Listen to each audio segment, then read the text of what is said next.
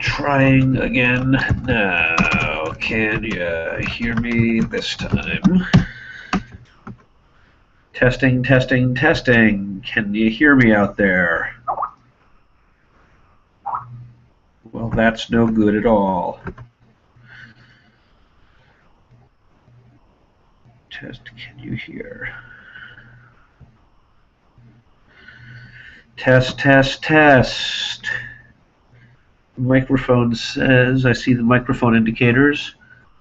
I see we've got a handful of attendees out there. Can any of you guys hear me? Can anyone hear me?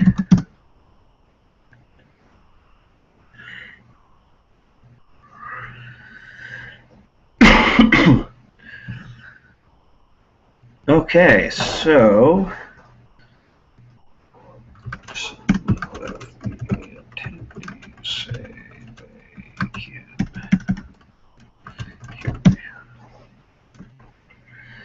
if you can hear me, we should be getting started shortly. We're just trying to work through a few technical details here. Give us just a moment.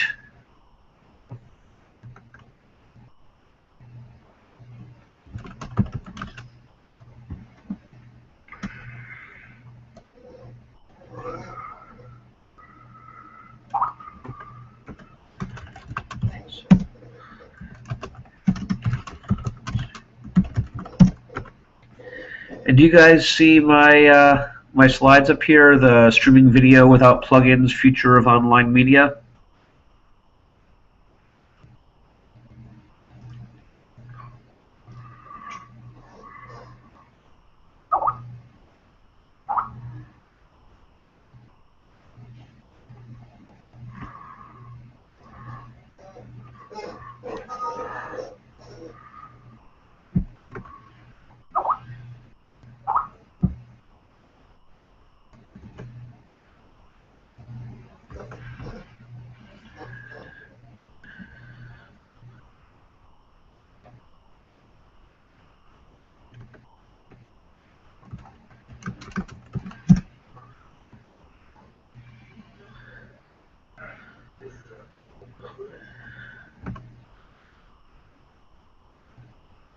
Excellent. Glad you guys can see and hear. So we'll be getting started in just a moment. So welcome, everyone.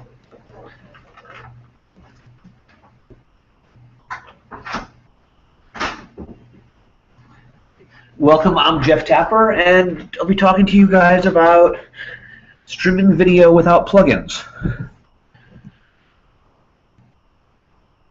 So a little bit about me. I'm a senior consultant at Digital Primates, been building internet applications for nearly 20 years now. I can't possibly be that old, so I'm not sure how that's possible. Over the years, I've had a chance to work on about a dozen different books on various internet technologies, starting with my first one back in 1999, and my most recent one just a year or two ago. And my slides are going the wrong direction. Here we go. So, for our agenda today, we're going to start talking about video and the internet today. What can we do? How does it work? What are our options? We'll talk about HTTP streaming, which is one of the more popular choices for streaming video these days. We will also talk about what can we do today without any plugins. We'll talk about something called MPEG-Dash. And we'll talk about how do we make this all work inside a browser. And of course, we'll have time for questions at the end. So, why do my slides keep going backwards? All right, so as you guys probably are aware, if we want to bring video onto the web these days, we really have three fundamental choices. There is progressive download, which, as you probably know, really means that you indicate one particular file, and that file comes down into the browser and it plays it back as it's downloading. It doesn't need to wait for the whole file to download, but it is playing it back as it's downloading. Progressive download, we'll see, has some simple benefits in that It effectively works everywhere, but it's got a major liability in that it's a single file at a single bit rate. We don't really have any ability to adapt the bit rate, to change to a higher quality or lower quality based on what's happening with the end user's machine. Now, our other two options are the real-time protocols and the HTTP streaming protocols. The real-time protocols, which you guys may be aware of, things like RTP, RTMP, RTSP, these are protocols that effectively what they do is they create a connection, a direct socket from each client back to the server. And over this socket, we're able to push data down and watch the streaming video. And since we have a direct socket to the end user, the server is capable of making choices and switching from one bit rate to another in real time. It's very nice. And so the real-time protocols, they're very effective. They have extremely low latency, which is really nice, but they've got one big drawback, which is scalability. If we have to have an open socket to each connected client, it means that each individual server will be able to serve less people. And it means that we'll need more servers for really high volume broadcasts. So the third option, and by far the most popular option today, are the HTTP streaming options. And these are things like smooth streaming from Microsoft, HLS from Apple, HDS from Adobe, and so on and so forth. And now these options are very popular today largely because it's leveraging the infrastructure of the internet as we know it today. It takes a video and treats it as chops it up into a bunch of little files and then serves those small files up over the internet so that as an end user, all you're doing is you're making an HTTP request to the server to say, I need this particular segment of the video. And those segments could be anywhere from 1 second to 10 seconds in length. And then as they come back down, they get reassembled and handed off into the video buffer and play back for us. And again, the really nice things about this are that it's able to leverage any of the caching infrastructure you already have. It's able to work through simple web servers like Apache. We've even done some with Node.js and very simple web servers. It doesn't need anything special, where the real-time protocols would require something like Wowza or Adobe's Media Server or any of the other options out there for media servers. And again, my slides are driving me nuts here. Sorry, guys. Okay, so here's the challenge we face today. Most folks would agree that for modern streaming, HTTP streaming is our most efficient choice. I can tell you I'm working with a major sports broadcaster right now who, getting ready for a large sports tournament to start in the next few days, is in the process of upgrading all of their streaming from the real-time protocols into HTTP protocols, largely so they can handle a larger volume.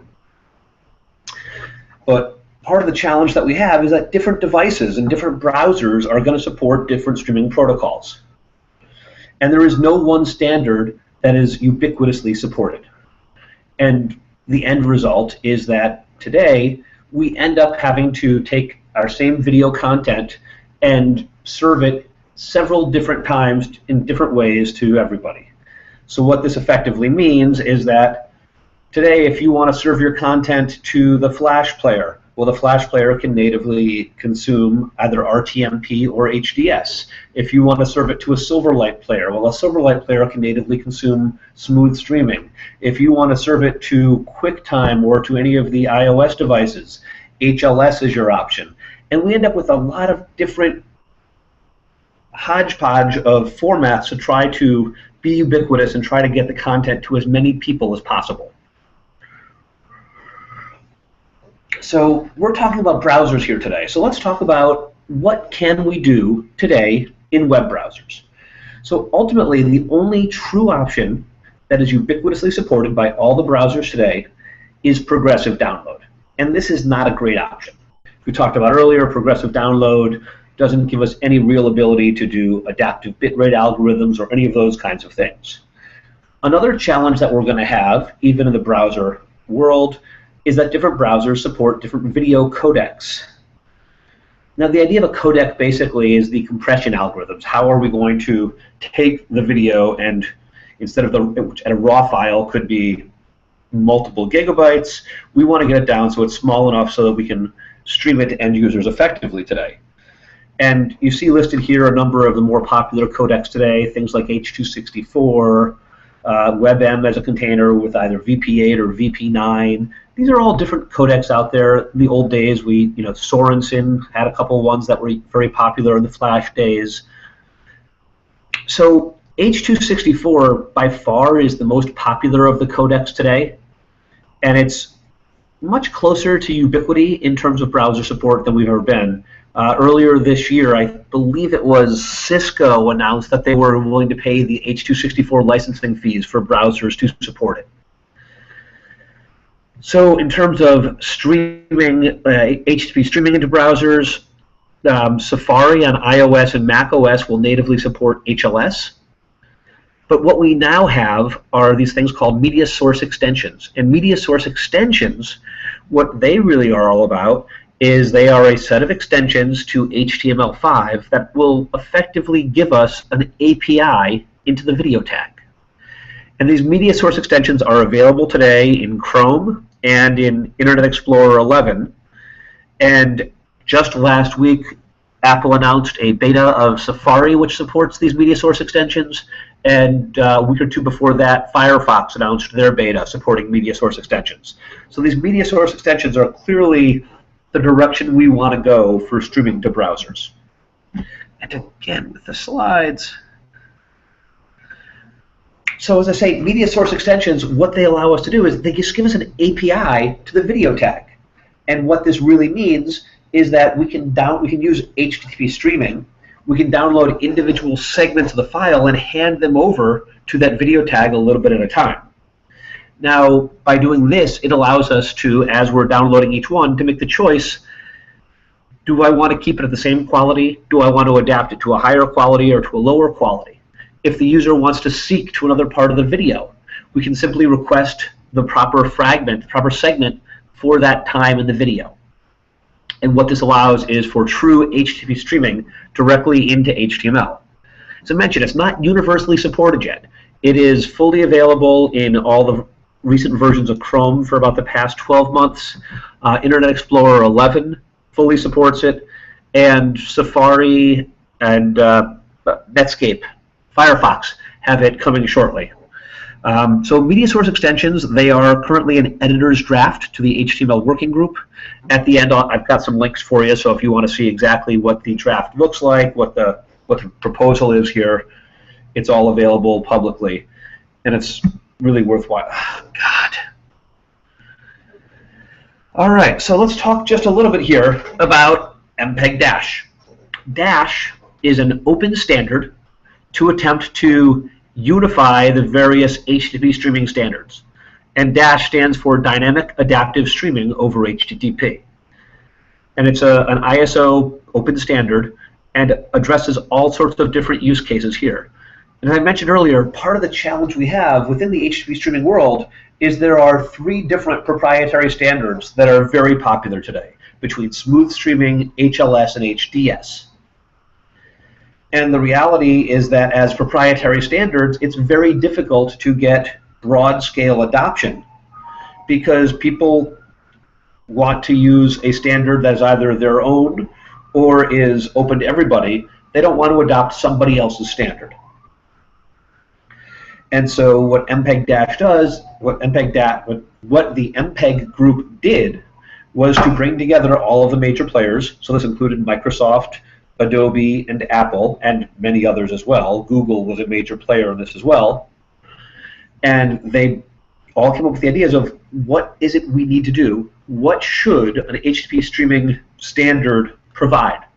And they drafted this new standard with the hope that everybody could agree upon making this the universal standard. And instead of having three or four different standards, we could hopefully get to the place where we only have one. One of the interesting things that the Dash standard did for us was it removed the definition of a particular codec from the standard. So today with HLS and HDS and smooth streaming, all 3 of those are built around the idea that H.264 is specifically the codec. Now, if you guys are paying attention to what's happening in the video streaming world today, you'll see that there's actually a new version of the codec, H.265, that is right around the corner. And there's also VP9 is a competing standard, a competing codec, that is also right around the corner. Now, it's certainly possible that HLS or HDS or Smooth could tweak their spec to allow for additional codecs, but today those specs are written specifically with H.264 in mind. Dash, on the other hand, is not. Dash is written to be codec agnostic. It doesn't care how you encode the video that it's delivering. So any existing or any future codec can work with Dash. The reality today is that we're serving Dash streams with VP8, we're serving Dash streams with H.264. Some of our Dash streams are MP4 encoded, others are simply WebM containers, and it all works perfectly well. And the idea is it allows for us to have a single manifest which can describe all of the different versions of your content. Now, the Dash standard itself, the Dash specification, is about 350 pages long, and it's very comprehensive and is not very limiting at all. So a lot of the vendors have gotten together to try to narrow down the spec a bit so we can actually build interoperable pieces, so we can make sure that the encoders are going to work with the DRM providers, are going to work with the clients, and are going to work with the streaming servers. And so Dash 264 was one such attempt at narrowing the spec by simply, instead of making it every possible codec in the world, it's focusing on one codec, simply H.264. And by narrowing the spec down in this way, we've been able to build much better interoperability between multiple vendors. Now, the Dash Industry Forum is a consortium of about 70 different companies that have gotten together to try to figure out how to make this Dash standard move forward. And you can find more about this standard at dashif.org, but it was the Dash Industry Forum that was responsible for that Dash 264 standard and all of the interoperability tests that go along with it. So what we really want to get to today is how we can combine these media source extensions, which allow us to which allow us to have an API in the video tag, allow us to bring in bits of video and hand them over to the HTML5 video tag, and have content which is segmented with Dash to build a Dash player. Now, at Digital Primates, we've built several different video players with a lot of different technologies. We've specifically in the Dash world, we've built out Flash and Android and HTML5 JavaScript Dash players. Now, we're going to spend a little time today diving into the Dash.js player. Dash.js is an open source project based on the BSD3 license. It's available up in GitHub. Anyone that wants to use it, feel free, go and grab it. If you want to contribute back to us, we're actively seeking contributors. That would be great. But Dash.js was written as the reference player for that Dash Industry Forum. As we have all of these people trying to test their interoperability, one piece that was missing was a player that would work on all of the platforms. So we decided that JavaScript was the proper approach to go with here. And so our Dash.js player is the reference player for the Dash Industry Forum. And again, with the slides, I apologize, guys. Okay, so ultimately, the way we're going to play a Dash stream, the process works like this. First, we grab a Dash manifest.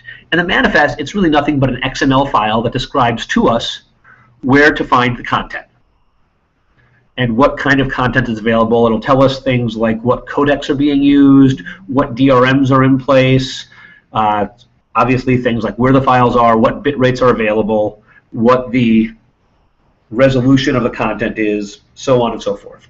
So we'll download the manifest and parse that manifest. Based on that, we'll figure out what bit rate do we want to start the end user at. So one of the interesting things here with these adaptive bitrate algorithms is that we want to constantly try to figure out what the user playing at, is it the proper one for their connection and for their processor, or should they have a higher or lower quality? Well, as you're first starting, we don't have a lot of metrics to start with. So what we do, we know how big the file they're downloading is, and we know how long it took to download that file. So we use that to try to make a guess, a first stab at what's the available bit rate. So what's the available bandwidth? And we'll use that to determine an initial bit rate for the client. As we choose a bit rate, we will initialize the video tag, download a segment, and hand the segment over to those media source extensions.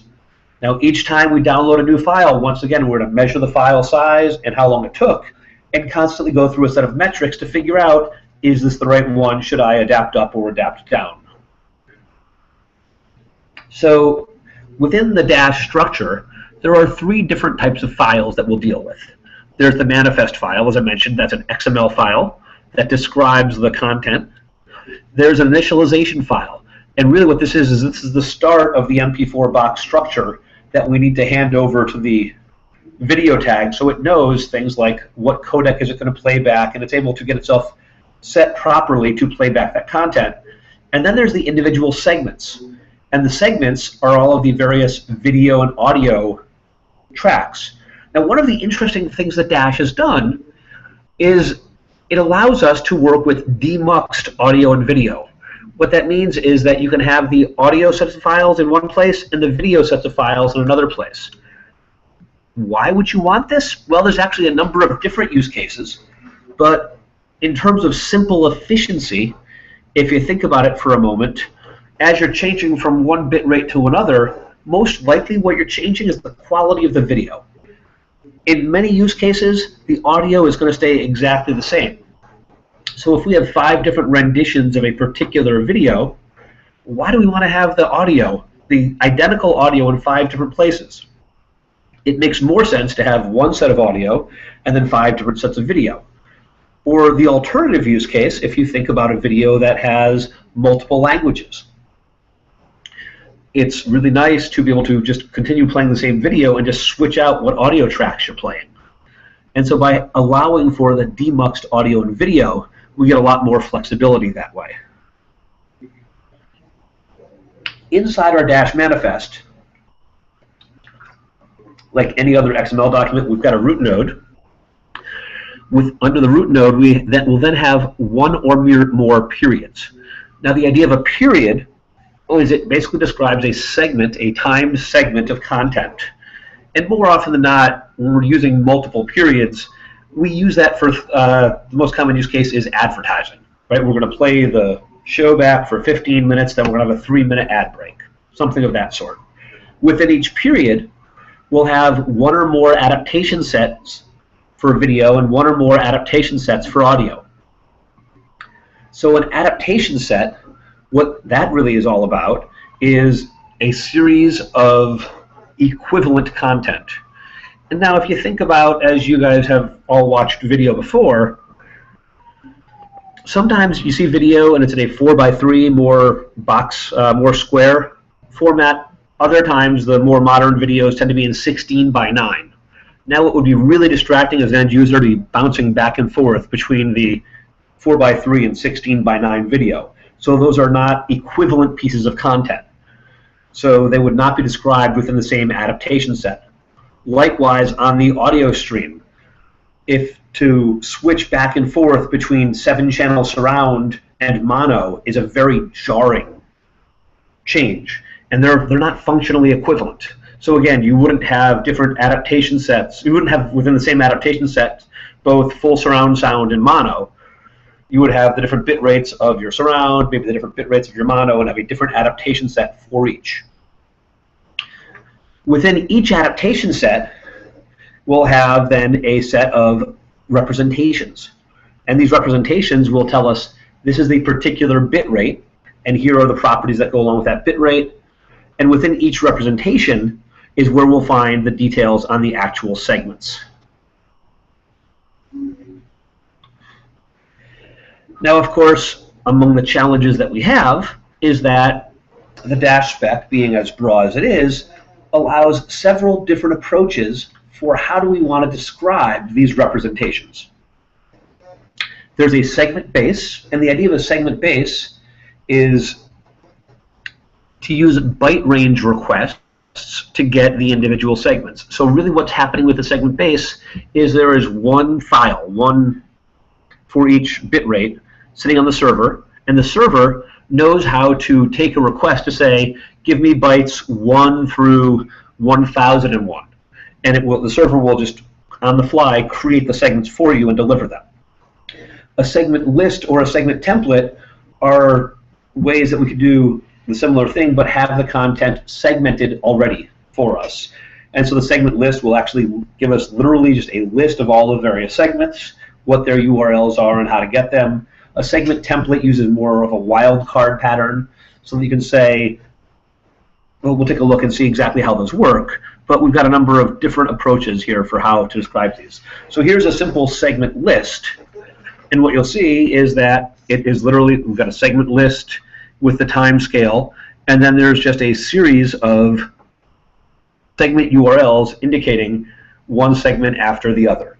Now in this case here, this is going to work because we know the time scale, each of these segments is a particular duration, so that if I wanted to jump to 10 seconds in, knowing the time scale is 1,000 milliseconds per segment, I can just quickly do the math and say, oh, I need to get to number 10. So a segment template, as I mentioned earlier, is using a wildcard. And so you'll notice in here, what we're substituting is the word number. So $number, $.m4s is in here inside the template. And so rather than listing out all the things, so long as the duration is always the same, it's very easy to figure out, okay, I need this particular number next. Now, if you're dealing with a segment template, but the duration of each segment is not the same, you can actually do that by using a segment timeline inside a segment template. And the segment timeline, effectively what it will do is allow you to indicate how long each particular segment is. And as you see on the very bottom node here, the R equals 2, what that's saying is we're going to repeat at this particular duration for so many times in a row. And the way I've seen these happen most frequently is there will be a very large repeating duration. And then as right before the end of a period or right before a commercial break or something of those sorts, you'll have a shorter segment. So now that we have a little bit of background about how this all works, how do we describe the segments, how do we find the segments, let's talk just a little bit about our Dash.js player. So let me try for a moment. I'm going to see if I can switch over from my slides over to just to show you the player running for a second. So let's see if I can go ahead and find that. Here we go. Okay, so here we have our Dash.js player, which again, if I right-click on it, you'll see purely HTML. There's no Flash or Silverlight or anything else going on here. And there's all sorts of metrics around the side, so you can see what bit rates are available and what's the buffer doing and some other debug pieces. So we're going to talk about how this was built. All right, let's go back over to our slides again. And of course, that's not going to work for just 1 second. Sorry, give me just a moment here.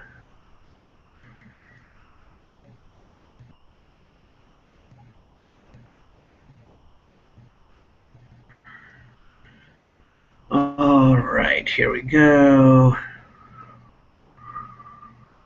Looking for, too far. We were here. Excellent.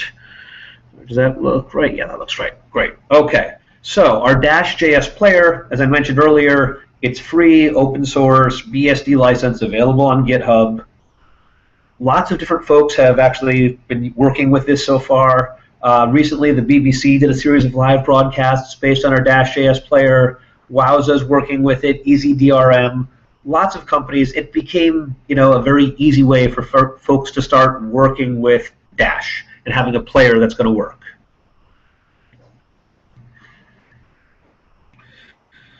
All right, so Dash.js as a JavaScript project, a couple core technologies that we're making use of. We've got a lot of asynchronous handling.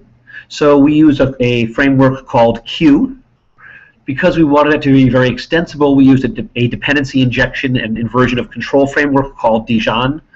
Our unit tests are all written in Jasmine. In order to use Dash.js, those core functions are those core libraries are going to be needed. The website that has Dash.js also has jQuery and Angular and Kendo and all sorts of other stuff. You don't need to work with those if you don't want to. But the way it's structured is we've got two main packages, two main groups of JavaScript files. There are the files that are inside of the streaming package, and the streaming package is all of the real core classes, everything that's going to be the same, that's not Dash specific in any particular way. They're just things about dealing with the media source extensions directly. And then we have a separate package which has any of the Dash specific pieces called the Dash package. Now the reason for this segment, for this division in this direction, is that even though this was written as the reference client for the Dash Industry Forum, from the beginning we understood that media source extensions don't care whether the content is coming in described with Dash or described with any other mechanism. So we wanted to make it extensible such that somebody could come in and build out a series of smooth streaming classes for it, or HLS, or HDS, or whatever else may be next.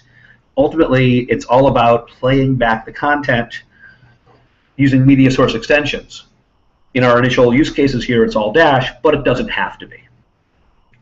So our streaming package, the core class, the one that you'll interact with most frequently, is called Media Player. And this provides all of the top-level functionality, things like play and pause. We're able to get our adaptive bitrate, quality, set our metrics, and find things of those sorts. And for our media player to interact with this, really what we're going to do is we're going to provide a URL to our Dash manifest and a reference to the HTML video object. Context. I mentioned we use dependency injections. The context is specifically how we set up all of our mappings for our dependency injections. Our Stream.js, this is a class that's responsible for dealing with the manifest, for figuring out where to find the content. It'll create all of our source buffers, which the media source extensions will use. It'll create a manager for dealing with those buffers. It will listen to that HTML video object for events. One of the biggest challenges in HTTP streaming is understanding the nuances around live. The real challenge is that even though there are a number of different time servers out there in the world, the idea is not every computer thinks that now is exactly the same time. Computers' clocks drift. It happens all the time. And so we have challenges about understanding in a universal way what does now mean. We are always trying to calculate that live edge if for a live video so that you're getting the most recent content at all times. And of course, if your computer clock is not in sync, if you happen to be ahead of the server clock, you might think that now is 10 seconds ahead of where the server thinks it is, and you might start requesting files that don't exist yet because they haven't been created yet. So we've got all sorts of logic for calculating that live edge. One of the bigger challenges that we've had. Debug.js, it's a convenience class, helps us with all sorts of logging methods. Our buffer controller is constantly managing how much content is currently in the buffer, and it's able to figure out, you know, when do I need to start getting the next segment. Our manifest loader, as the name implies, is responsible for loading the manifest. Our fragment loader is responsible for loading the individual audio and video segments. And of course, our ABR controller has all of our adaptive bitrate logic. And it has methods like get playback quality. We also have a series of rules for our adaptive bitrate logic. So things like the download ratio rule, which is what we use to figure out how long did it take to download a file of such a size, and what does that mean in terms of where we should be. Another set of rules we have is the insufficient buffer rule. We figure out that if each segment is taking 5 seconds to download, and I only have 4 segments, I only have 4 seconds of content in my buffer, I'm going to run out of buffer. My buffer is going to run dry. And so our insufficient buffer rule will go ahead and indicate to us, hey, we need to switch because we're not going to be able to download the same quality without having the user go into a buffering situation, which we don't want. There's another rule to limit there to be too many switches so we're not constantly jumping back and forth and causing another bad experience for the end user. In the Dash package, we've got our Dash context. Again, these are another context used specifically for the dependency injection to figure out which class do we want to use for parsing our manifest, which classes do we want to use for figuring out which segment is next, and so on and so forth. Our Dash parser is responsible for all of the nuance around handling the Dash manifest. So it all starts by converting our XML into JSON, specifically because as you guys know, browsers are much happier working in JSON than they are in XML. And the other interesting thing that we have to deal with in here is the idea of inheritance. There are attributes that could be set at several different levels within that XML tree. They could be set on the root node, or they could be set on the representation node, or they could be set on the period. And we've got to make sure that those properties are inherited by the child tags based on where they're set. And of course, our Dash handler is responsible for figuring out which segment, which URL should be loaded next. Right? So we have things like, how do we get the initialization segment? How do we get a particular segment? If I want to seek into 5 minutes into the video, how do I know what segment that is? Well, I call my method getSegmentRequestForTime. Now, in most cases, when you're not seeking, you just want to say, give me the next segment. And so that's why we literally have our method getNextSegmentRequest. And the only argument that needs to take is what quality. Right? If you want to keep it the same quality, so as you're switching, you can give it a new quality number or let it keep the same quality. You can also find out what the current time is, where we are within the playback. All right. And all sorts of, this last bullet point deals with some other nuance that we have. When we have a single non-fragmented MP4 file, really what this means is we're dealing with the byte range request that I talked about earlier. We're using the segment-based description. In order to figure out where the various segments are, is inside the MP4 box structure, there's something called a CITIX box. And that CITIX box tells us what the byte ranges are of each of the individual places where we want to be. So, how do we use it? Ultimately, it becomes pretty simple. We need to create ourselves a context and a media player. We initialize the media player and give it the URL to the manifest. We'll attach our HTML video element, and we'll call play on it. And really, from those 4 steps are all you need to do in order to start using Dash.js in your HTML pages today. I mentioned a series of resources. If you want to learn more about the Dash Industry Forum, here's their URL. The reference player I was showing, you can find it off of this URL here. The source code for the reference player is up on GitHub.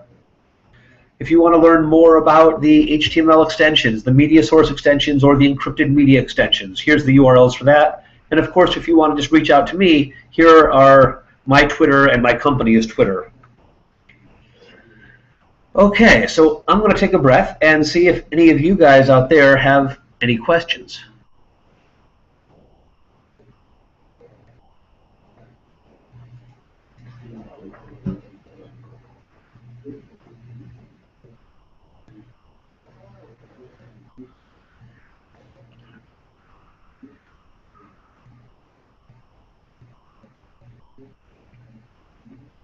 So feel free to post any questions right into the chat pod of the presentation here.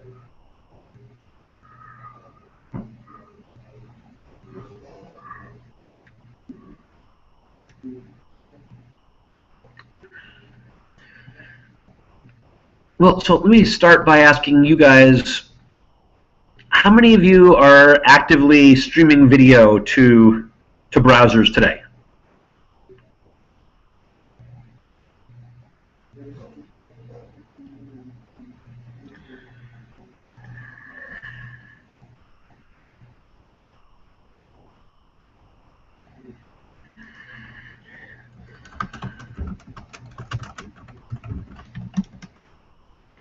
Are there any licensing fees for any of this? Excellent question. So the reality is that Dash is an open standard. There are no licensing fees to use Dash. Dash.js, the player I'm showing you here, is purely open source with the BSD license. It's free for anyone to use in production any way they want to use it. So there's no licensing fees there at all. Depending on the codecs you're using, different codecs may have licensing fees with them. Of course, Dash itself is codec agnostic. So you don't need, you can use an open codec like VP8 or VP9, which have no licensing fees, or you can use other codecs such as H.264 or H.265, which may have licensing fees associated with them.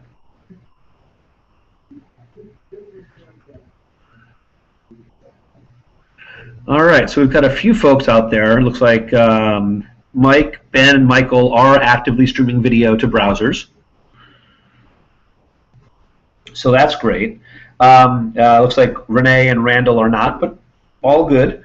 For those of you that are streaming to browsers, are you streaming to Flash? Are you streaming purely to the browser with no plugins, to the HTML video tag? Are you using Silverlight? What are you, specifically to Mike, Ben, and Michael, what are you guys using today?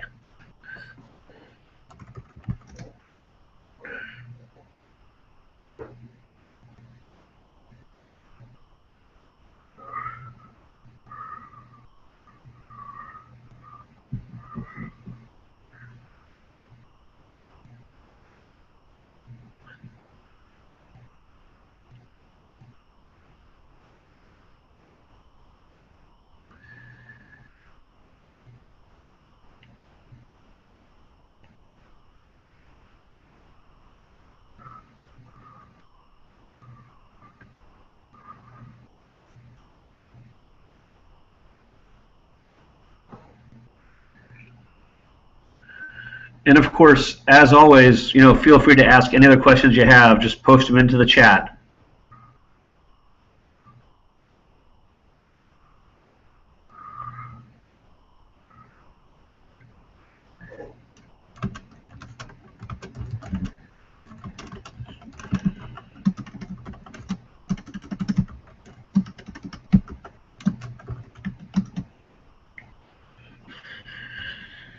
Okay, so Ben says a mix of Silverlight and Flash and some native mobile. Michael, when will Dash come out of beta?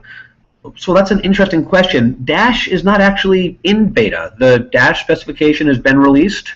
Dash is being used in the wild today in quite a number of different places.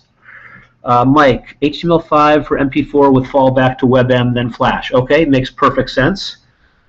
Michael's using Flash there. Ben, question, how is mobile support for Android? Well, the interesting thing, of course, is that the latest versions of Android have all of the hooks necessary to very easily build Dash players. The earlier versions, it's more complicated to build Dash players for Android, but is certainly possible.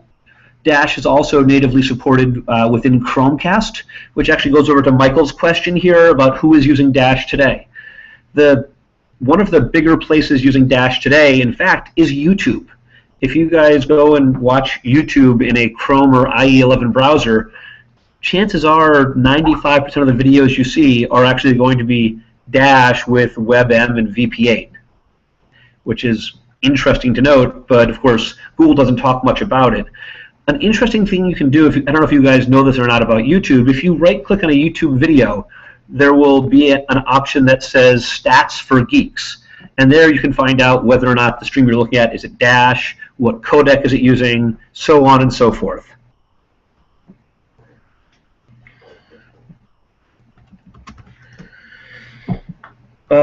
Let's see. So, question Michael has: since this uses JS, is there any security risk there? And it's an interesting question. Now, the reality is that as no particular security risk, natively, unless you go out of your way, there's not going to be any particular content protection. However, I've been talking largely about the media source extensions to the HTML working group. There's another set of extensions called EME, or Encrypted Media Extensions, which allows for full DRM capabilities within HTML content. And what this means is that you can have actually full studio-supported content protection for your videos. And this is what Netflix and Hulu and others are using as they're using Dash to stream to Chromecast and into Chrome and into IE11.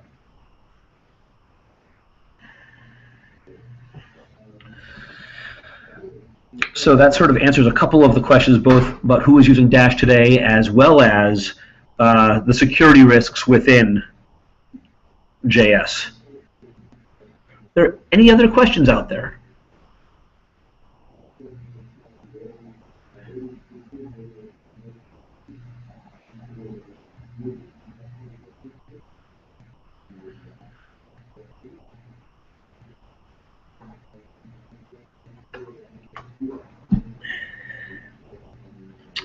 Okay, well, here, let me put us back just one slide here. So if you do have other questions that come up even after this, feel free to reach out to me on Twitter.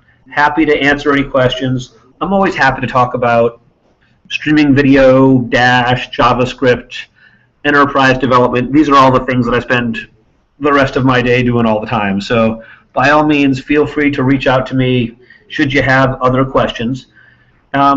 If there's not other questions, well, thank you guys very much for your time. I do appreciate it.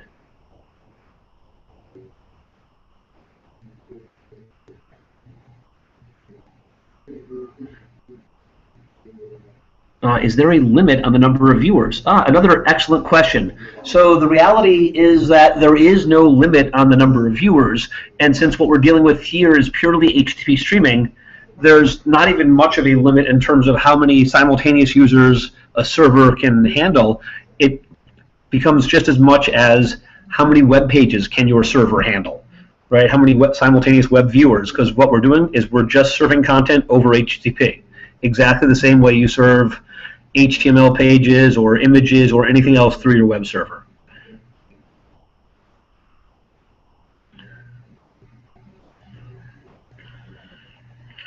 All right, well, thank you guys all. Hopefully this has been informative for you. I look forward to hearing from you. If there's no more questions, I'm going to hit the stop broadcast, and I think we're done. Thanks a lot. Bye.